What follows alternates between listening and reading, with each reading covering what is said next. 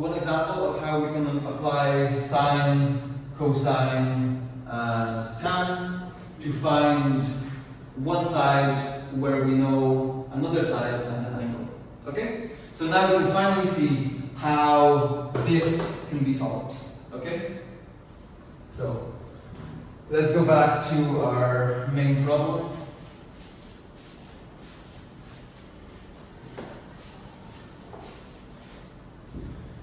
Okay, so at this point, if I had students, I would ask them to write this down and to try solving it themselves first. That's what I would normally do, and then I would see how each one is able to do it. But because we don't have students, I will just talk through it. Okay, so again, this is going to be like the right angle triangle, so we make this into kind of a simpler diagram. This is a right angle. We know the distance to the mountain, 60 kilometers. And we know that the angle is 1 degree.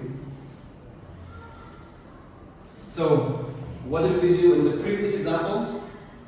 We, first of all, think about what these sides are called, and then we figure out which one of these three is useful in this case. Okay? So the side we were trying to find is this. This is going to be the height of the mountain. So first of all, this one will be called alpha. So we know alpha. Next, this side is beside alpha, adjacent to alpha. So this is going to be A. Adjacent. And the side that we want to find, the question mark, is going to be the opposite side. O. So now we know alpha, A, and O. Which one of these three should we use? This has alpha, O, and H. We're not interested in H, so we don't use this. This one has A and H. Again, we don't care about H right now, so we don't use this. Finally, this one has alpha, which we know, O, which we know, and A, which we know. So this time we will use the tan.